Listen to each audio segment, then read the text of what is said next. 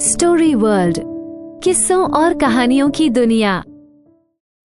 नमस्कार दोस्तों, story world में फिर से आपका स्वागत है। आज फिर से मैं वापस आया हूं एक छोटे से किस्से के साथ। पर इस किस्से को शुरू करने से पहले आपसे कुछ बातें करना चाहूंगा। यह किस्सा आज मुझे एकाएक याद आया। दरअसल हमारे ऑफिस में एक बहुत ही अच्छी प्रथा है। हमें हर कुछ महीने पे एक किताब दी जाती है और फिर हर महीने उस किताब के कुछ हिस्सों पे हमें चर्चा करनी होती है। तो आज ऐसे ही एक किताब पर हमारी चर्चा हो रही थी। किताब के इस हिस्से में लेखक का कहना था कि आज के समय में बहुत लोग इसलिए दुखी रहते हैं क्योंकि वो वर्तमान में नहीं जीते। वे या तो बीते हुए कल की यादों में भूले हुए रहते हैं या फिर आने वाले कल की कल्पना कर रहे होते हैं, पर वर्तमान का पूरी तरीके से आनंद नहीं ले रहे होते। इसी चर्चा में एक व्यक्ति ने कहा कि हम दुखी इसलिए रहते हैं क्योंकि हमें जितना मिलता है हम उससे संतुष्ट नहीं रहते। हमें हमेशा लगता है कि हमें थोड़ा ज़्यादा मिलना चाहिए था, और यही कारण है कि हमें जो मिला है उसको भी हम पूरी तरीके से एंजॉय नहीं करते।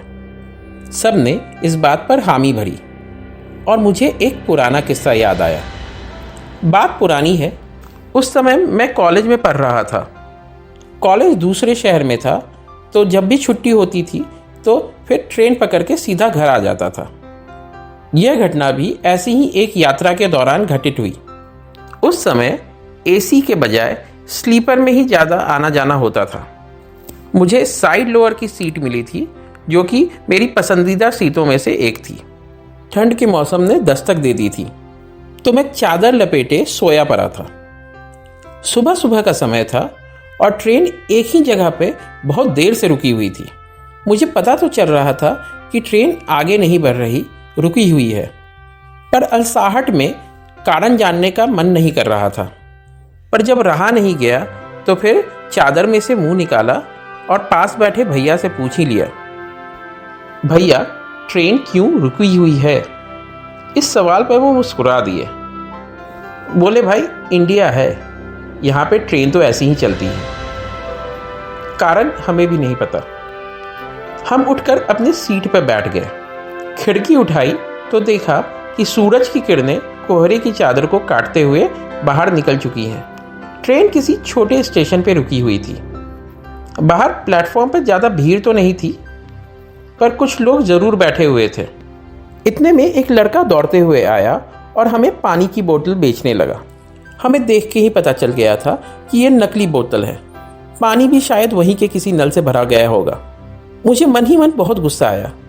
मुझे ऐसे लोग बिल्कुल पसंद नहीं थे, पर वो फिर भी बच्चा था, 8-10 साल का रहा होगा। मैंने मना कर दिया तो वो आगे बढ़ गया।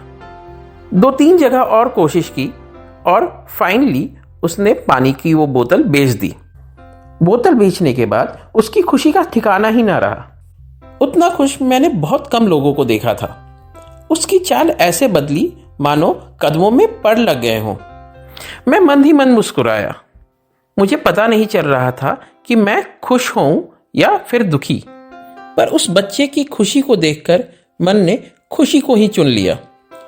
खराब पानी वाली बात को मन ने दरकिनार कर दिया। पैसे लेके वो बच्चा सीधे उस प्लेटफॉर्म पर पूरी बेच रहे ठेले के पास गया। मैंने मन ही मन सोचा कि वो बच्चा आज पूरी की दावत लेगा। उसने पूरी सब्जी तो ली, पर खाना शुरू नहीं किया। पूरी सब्जी लेके वो थोड़ी दूर बैठी एक बच्ची के पास गया और उससे वो पूरी सब्जी दे दी। शायद वो उसकी बहन रही होगी। 5-6 साल की बच्ची थी। पूरी सब्जी देखकर वो बहुत ही खुश हो गई और उसे खाने लगी। उसका भाई बस उसे देखता रहा, निहारता रहा। उसके चेहरे की खुशी को मैं आज तक बयान नहीं कर सकता।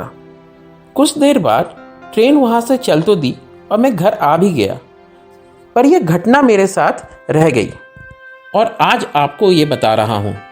आज जब सुबह वो चर्चा हो रही थी तो यह घटना याद आई और मैं मन ही मन फिर से मुस्कुरा दिया, क्योंकि ये घटना हमेशा मुझे यह एहसास कराती है कि बहुत लोगों के पास कुछ भी नहीं होता, पर वो थोड़े में ही खुश हो जाते हैं और खुश रहते हैं, और बहुतों के पास सब कुछ होता है फिर भी वो दुखी रहते हैं, उदास रहते हैं।